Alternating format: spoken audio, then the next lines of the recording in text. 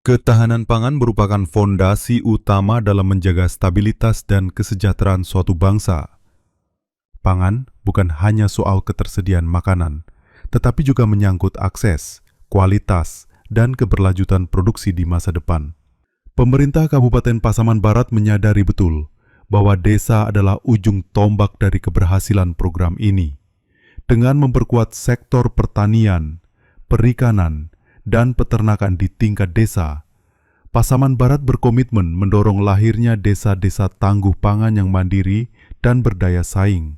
Assalamualaikum warahmatullahi wabarakatuh. Saya Yulianto, Bupati Pasaman Barat. Terima kasih dengan diadakannya lomba ketahanan pangan di Pasbar TV, dan ini semoga bermanfaat sesuai dengan program-program pemerintah pusat, Bapak Presiden kita, Bapak Prabowo, dan tentunya ini sangat penting dan bermanfaat bagi kita semuanya, Pasaman Barat tentunya. Terima kasih. Assalamualaikum warahmatullahi wabarakatuh.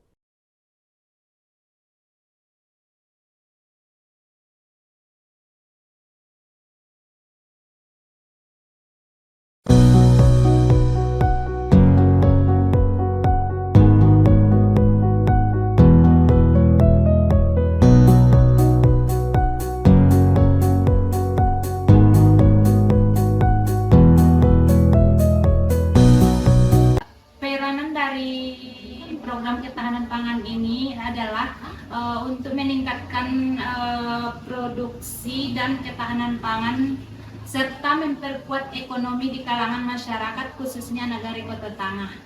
Ada banyak jenis tanaman yang diberikan pemerintah Nagari terhadap masyarakat di Nagari Kota Tangah, antara lain cabai merah, cabai rawit, terong ungu, terong hijau, kemudian kembang kol, tomat, gambas, kacang panjang, seledri, dan juga masih banyak lainnya.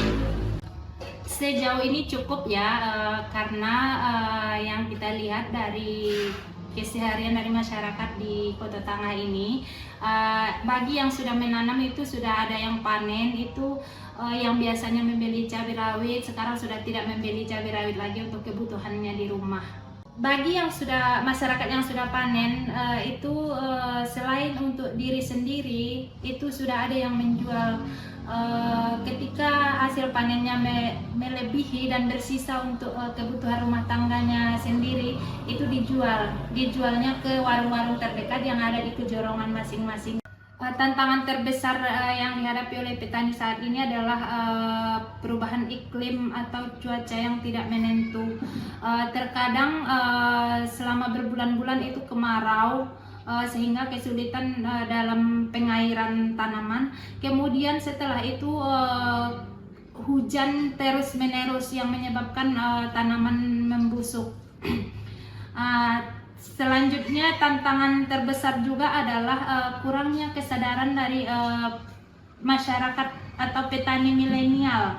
Yang usia milenial kurang kesadarannya terhadap betapa pentingnya bertani, betapa pentingnya menjaga ketahanan pangan di daerahnya.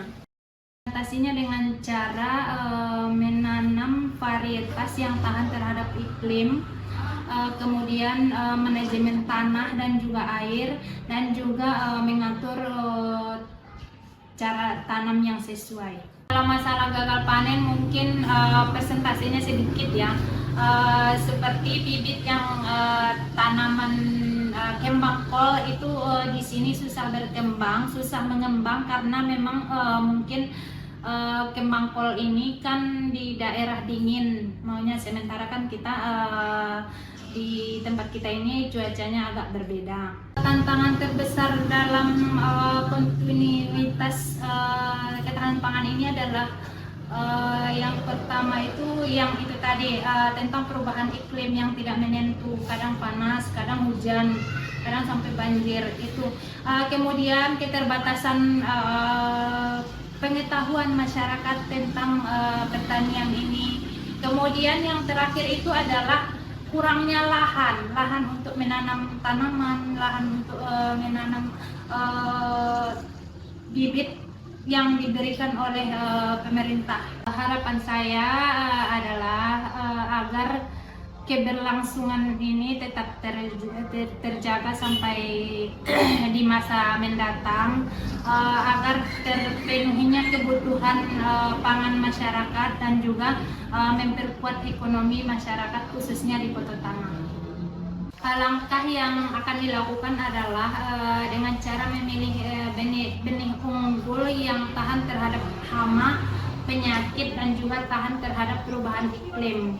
Kemudian langkah yang akan dilakukan ke depan adalah dengan cara menggunakan sistem pertanian dengan cara hidroponik dan juga aquaponik. Selain manfaatnya yang banyak, juga bisa untuk meminimalisir